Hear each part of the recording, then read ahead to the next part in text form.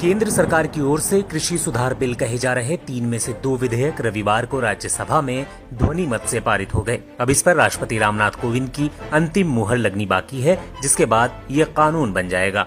2 bill जो संसद से पास हो चुके हैं, उनमें से एक कृषक उपज व्यापार और वाणिज्य संवर्धन और सरलीकरण विधेयक 2020 और दूसरा कृषक सशक्तिकरण व संरक्षण कीमत आश्वासन और कृषि सेवा पर करार विधेयक 2020 है। इन विधेयकों के खिलाफ हरियाणा पंजाब के किसान कई बार प्रदर्शन कर चुके हैं और इसको लेकर किसानों की अलग अलग आशंकाएं हैं। किसानों का मानना है कि ये विधेयक धीरे धीरे APMC यानी एग्रीकल्चर प्रोड्यूस मार्केट कमेटी यानी आम भाषा में कहें तो मंडियों को खत्म कर देगा और फिर निजी कंपनियों को बढ़ावा देगा, जिससे किसानों को उनकी फसल का उचित मूल्य नहीं मिलेगा। हालांकि प्रधानमंत्री नरेंद्र मोदी कई बार ये बात कह चुके हैं कि सरकार MSP यानी न्यूनतम समर्थन मूल्य समाप्त नहीं कर रही है और न ही सरकारी खरीद को बंद कर रही है। वहीं इन विधेयकों को लेकर विपक्ष केंद्र की मोदी सरकार पर हमलावर है और इसके कारण NDA के सबसे पुराने साथी अकाली दल ने सरकार में अपने मंत्री पद को भी त्याग दिया है। कांग्रेस नेता राहुल गांधी और उनकी पार्टी लगातार इस बिल का विरोध करती आई है। राहुल गांधी ने ये भी ट्वीट किया कि प्रधानमंत्री मोदी किसानों को पूंजीपतियों का गुलाम बना रहे हैं। आइए जानते हैं कि कैसे इन बिलों के कारण भविष्य में निजी कंपनियों की मनमानी को लेकर आशंकाएं खड़ी हो रही हैं। पहला बिल कृषक उपज व्यापार और वाणिज्य संवर्धन और सरलीकरण विधेयक 2020 है, जो एक ऐसा कानून होगा जिसके तहत किसानों और व्यापारियों को APMC की मंडी से बाहर फसल बेचने की आजादी होगी। इसमें ये बात याद रखने वाली है कि सरकार का कहना है कि वो APMC मंडियां बंद नहीं कर रही है, बल्कि किसानों के लिए ऐसी व्यवस्था कर रही है जिसमें वो निजी खरीदार को अच्छे दामों में अपनी फसल बेच सकें। दूसरा बिल कृषक सशक्तिकरण व संरक्षण कीमत आश्वासन और कृषि सेवा पर करार विधेयक 2020 है। यह कानून कृषि करारों पर राष्ट्रीय फ्रेमवर्क के लिए है। ये कृषि उत्पादों की बिक्री, फार्म सेवाओं, कृषि बिजनेस फर्मों, प्रोसेसर्स, थोक विक्रेताओं, बड़े खुदरा विक्रेताओं और निर्यातकों के साथ किसानों को जुड़ने के लिए सशक्त करता है। आसान शब्दों में कहें तो कॉन्ट्रैक्ट फार्मिंग में किसानों के आने के लिए ये एक ढांचा मुहैया कराएगा। अंबाला के एक किसान हरकेश सिंह कहते हैं कि सरकार ने जो भी कानून में कहा है वैसा तो पहले भी होता रहा है।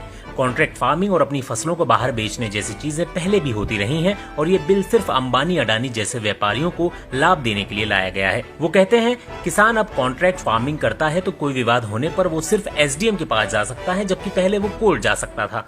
इस तरह की पाबंदी क्यों लगाई गई? इससे तो लगता है कि सरकार किसानों को बांध रही है और कॉर्पोरेट कंपनियों को खुला छोड़ रही है।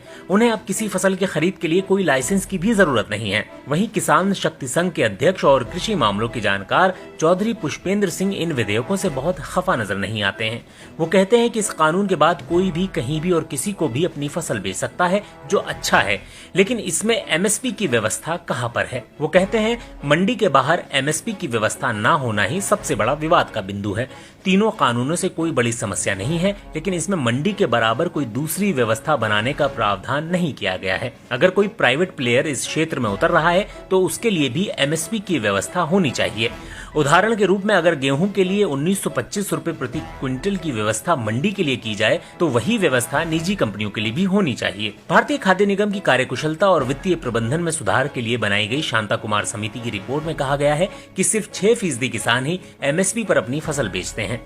इसमें भी हरियाणा और पंजाब के किसानों की बड़ी संख्या है, जिस कारण अधिक प्रदर्शन भी इन्हीं 2 राज्यों में हो रहे हैं। चौधरी पुष्पेंद्र सिंह कहते हैं कि देश में 23 फसलों पर ही MSP है। अगर MSP का प्रावधान निजी कंपनियों के लिए किया गया होता तो इससे देश के सभी राज्यों के किसानों को फायदा पहुंचता और आगे उनके शोषण होने की आशंका कम हो जाती। बीजेपी किसान मोर्चा के अध्यक्ष वीरेंद्र सिंह मस्त कहते हैं कि मंडी का कानून नहीं बदला गया है और मंडी में काम करने वाले लोगों और आढ़तियों ने ही किसानों को अपने यहाँ फसल बेचने के लिए मजबूर कर रखा था। वो कहते हैं देश का किसान अब कहीं भी जाकर अपनी फसल बेच सकता है।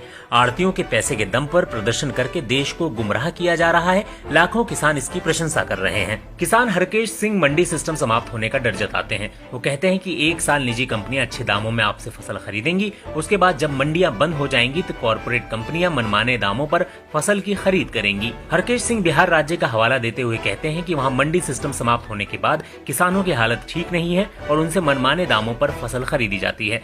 सरकार अगर किसानों की हितैषी है तो वो किसानों से सीधे फसल लेकर निजी कंपनियों को बेचे।